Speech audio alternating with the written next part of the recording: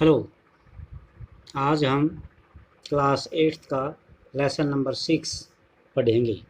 पाठ का नाम है हमारी आपराधिक न्याय प्रणाली। तो इस चैप्टर में क्या पढ़ते हैं हम? जब हम किसी को अपराध करते हुए देखते हैं तो सबसे पहले पुलिस को खबर करते हैं।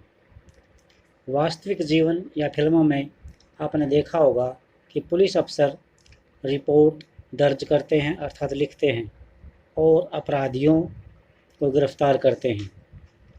अपराधियों को गिरफ्तार करने में पुलिस की जो भूमिका होती है उसके आधार पर कई बार ऐसे लगता है मानो पुलिस ही ये तय करती है कि कोई व्यक्ति अपराधी है या नहीं, लेकिन यह सच नहीं है। जब किसी व्यक्ति को गिरफ्तार कर लिया जाता है तो उसे अदालत में ले जाया जाता है। अदालत वहाँ पर तय करती है कि वास्तव में आरोपी दोषी है या नहीं। संविधान के अनुसार अगर किसी भी व्यक्ति पर कोई आरोप लगाया जाता है या दोष लगाया जाता है तो उसे निष्पक्ष सुनवाई का अधिकार होता है। इसके बाद आगे देखते हैं भी निष्पक्ष सुनवाई का मौका हासिल करने के लिए हमें क्या करना चाहिए, इसका क्या मतलब होता है। क्या आपने एफआईआर के बारे में सुना है या क्या आप जानते हैं कि सरकारी वकील कौन होता है? इस अध्याय में हम चोरी की एक काल्पनिक घटना के जरिए यह समझने का प्रयास करेंगे या चेष्टा करेंगे कि न्याय पाने की प्रक्रिया किस तरह चलती है और आपराधिक न्याय व्यवस्था में अलग अलग लोगों की क्या भूमिका होती है। ध्यान रखें कि ज़्यादातर मामले उसी प्रक्रिया से गुजरते हैं जिसका हमने अभी काल्पनिक उदाहरण में जिक्र किया है। फलस्वरूप इन प्रक्रियाओं को समझना और आपराधिक न्याय व्यवस्था में अलग अलग लोगों की भूमिकाओं को समझना महत्वपूर्ण होता है। अगर कभी ऐसा मौका आता है तो यह जानकारी आपके लिए उपयोगी साबित हो सकती है। अब हम इसको कहानी को देखते हैं। 18 जुलाई 2006 की घटना है ये। 18 जुलाई 2006 मुंबई के एक मकान में श्रीमती शिंदे पार्टी में जाने के लिए तैयार हो रही है। पिछले 1 घंटे से वो गले का हार ढूंढ रही है। वो कहती है, मुझे पक्का पता है कि मैंने इसे हार को यहीं पर रखा था, पता नहीं कहाँ गया, इसको हार नहीं मिल रहा है। फिर इसके पति आते हैं। वो कहते हैं, जल्दी करो, हमें देर हो रही है शादी के समारोह में जाने के लिए। फिर ये कहती है, मुझे मेरी सोने की जंजीर नहीं मिल रही है, दराज में कहीं भी नहीं है। मुझे लगता है कि शांति ने मेरा हार चुरा लिया है। मेरे कमरे में सफाई करते हुए वह ज़्यादा समय लगाती है। शांति कौन है भी? शांति हेमब्राम पिछले 3 साल से इस मकान में साफ सफाई का काम कर रही थी। शांति, क्या तुम अब भी चोरी भी करने लगी हो? और वो भी सोने का हार? अपना बक्सा लाओ, मैं अभी तलाशी लूँगी। हमने पुलिस को बुला लिया है, अगर तुम्हें हार दिया है तो लौटा दो। ये नौकरानी है भी इनकी, इससे पूछा है। नहीं मैडम, मैंने कोई चोरी नहीं की। फिर शिंदे साहब शांति के बक्से की तलाशी लेते हैं। इसमें एक लिफाफे में 10,000 रुपये मिलते हैं।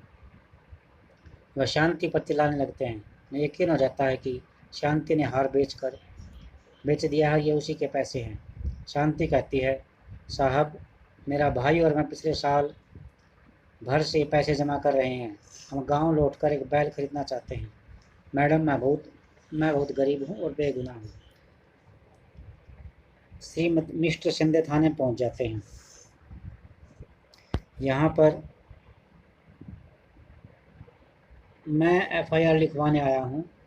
मेरे घर में चोरी हुई है। घर की नौकरानी शांति ने मेरी पत्नी का हार चुरा लिया है। पुलिस वाले को बताया ये। फिर शिंदे साहब के कहने पर सब इंस्पेक्टर राव एफआईआर दर्ज कर लेते हैं। इसके बाद आगे चलते हैं। फिर शिंदे साहब इंस्पेक्टर के साथ आते हैं।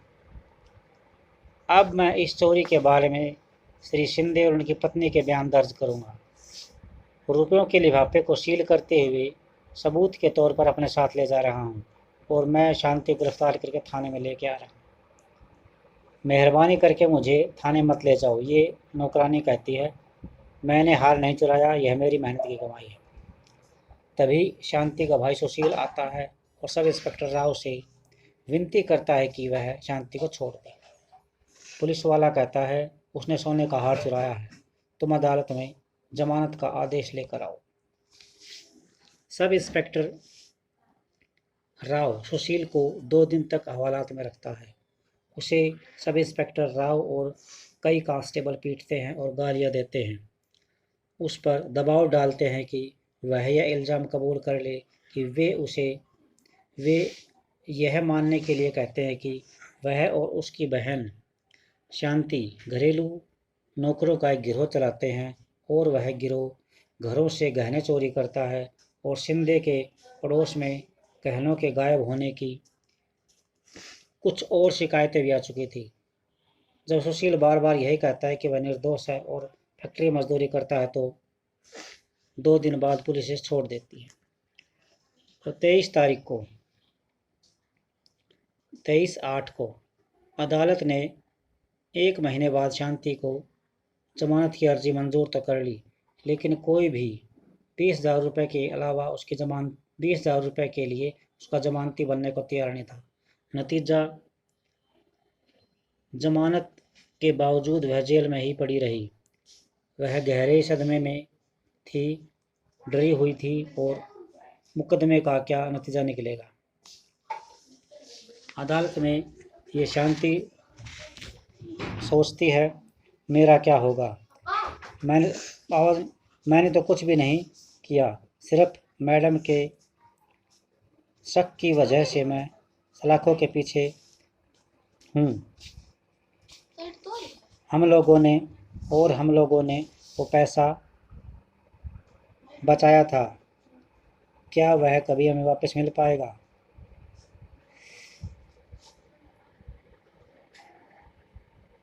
अब 14 तारीख को पुलिस ने मजिस्ट्रेट की अदालत में आरोप पत्र दाखिल कर दिया है। अदालत की ओर से आरोप और गवाहों के बयानों की नकल शांति को प्राप्त हो गई है। चोरी के झूठे इल्जाम से बचने के लिए उसके पास कोई वकील नहीं है। मजिस्ट्रेट महोदय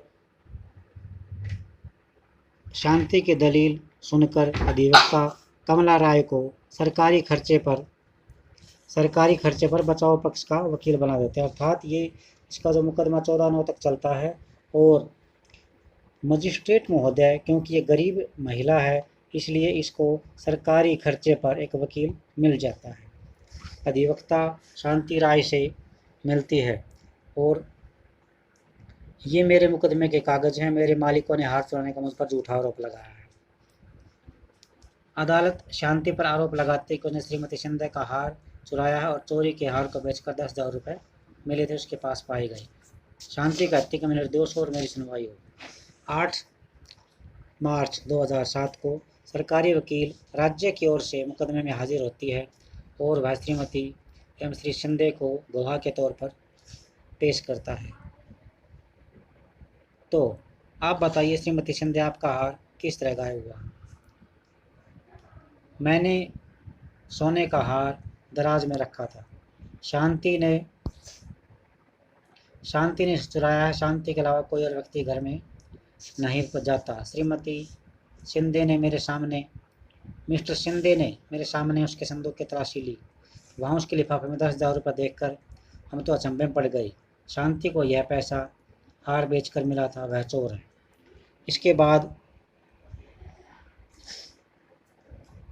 इसके बाद अधिवक्ता राय शिंदे से जिरह करती है। तो आप कह रही हैं कि आपने शांति को चोरी करते हुए नहीं देखा? नहीं, आपको शांति के पास चोरी का हार मिला। पिछले 3 साल से जब से शांति आपके घर पर काम कर रही है तब से कोई भी चीज़ आपके घर से चोरी नहीं हुई। आप हर महीने 1,000 रुपये पगार भी देती हैं। अधिवक्ता राय बचाव पक्ष के गवाह के तौर पर सुशील और उसके मालिक से कुछ सवाल पूछती हैं।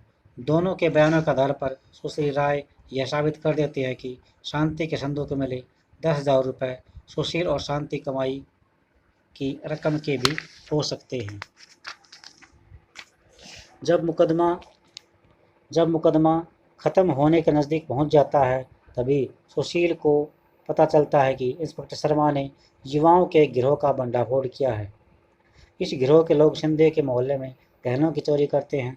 श्रीमती शिंदे के बेटे के कुछ दोस्त भी इस गिरोह के सदस्य हैं।